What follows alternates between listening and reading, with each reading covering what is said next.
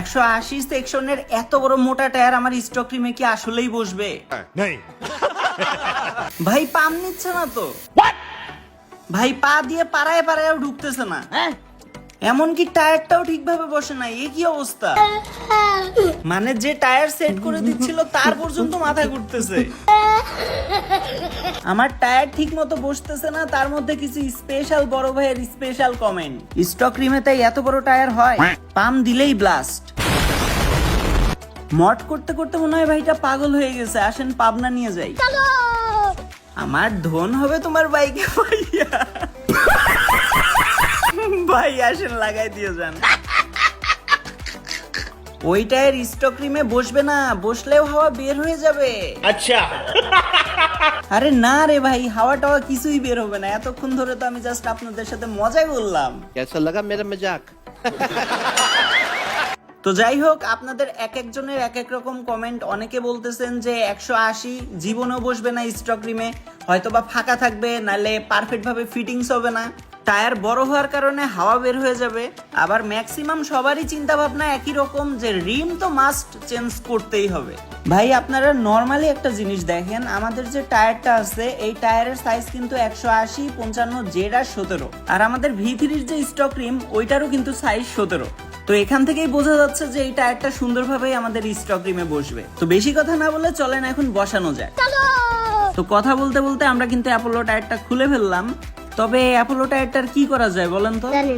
তো finally guys, এখন কিন্তু আমরা 180 সেকশনের একটা টায়ার ইনস্টল করতে যাচ্ছি আমাদের R15 V3 স্টক রিমে। এখন দেখার বিষয় এটা যে আসলে এটা সেট করার সময় কি কি সমস্যা আমাদেরকে ফিল করতে হয়। তো টায়ারটা অনেক মোটা আর বড় হওয়ার কারণে একজন কিন্তু এটা সামলাইতে পারতেছিল না, এই কারণে এখন তারা দুইজন কাজ করবে। তো সত্যি বলতে টায়ারটা ঢুকানোর সময় কিন্তু আমাদের একটু কষ্ট হয়েছে, তাছাড়া কিন্তু আমাদের তেমন কোনো কষ্টই হয় নাই। আর যেটুকু হয়েছে এটা খুবই স্বাভাবিক একটা ব্যাপার। তো প্রথম অবস্থায় হাওয়া না নেওয়ার কারণ হচ্ছে টায়ারটা একটু আঁকাবাঁকা হয়েছিল, ঠিকভাবে সেট হয়েছিল না।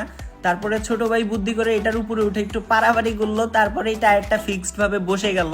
আর এখন কিন্তু অনেক সুন্দরভাবে হাওয়াও ঢুকতেছে, মানে লিকেজ হওয়ার কোনো প্রশ্নই আসে না, সাইডে ফাঁকা থাকার কোনো প্রশ্নই আসে না। তো আপনারা দেখতেই পাচ্ছেন টায়ারটা কত সুন্দরভাবে ফিট হয়েছে। যদি না দেখে থাকেন আবার আপনাদেরকে আমি দেখাচ্ছি।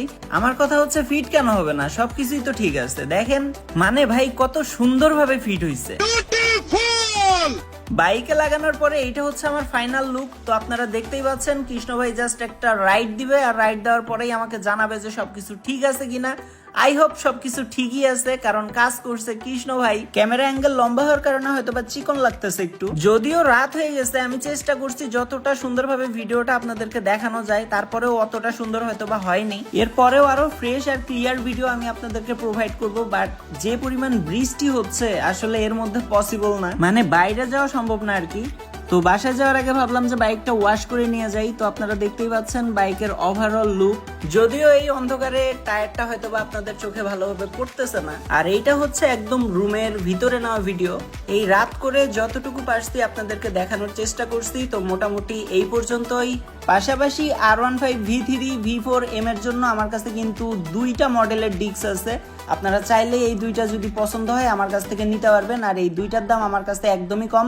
আর এটা কিন্তু ইন্দোনেশিয়ান ডিস্ক, কোনো চায়না ডিস্ক না, মানে এক কথায় ডাইরেক্ট ইন্দোনেশিয়া থেকে ইম্পোর্ট করা। আমার কাছে প্রচুর পরিমাণে আছে, কারো লাগলে অবশ্যই আমাকে নক করবেন, আমি যতটা পারি কমে দেওয়ার চেষ্টা করব। তো আজকের ভিডিওটা এই পর্যন্তই। সি ইউ গাইস, আল্লাহ হাফেজ।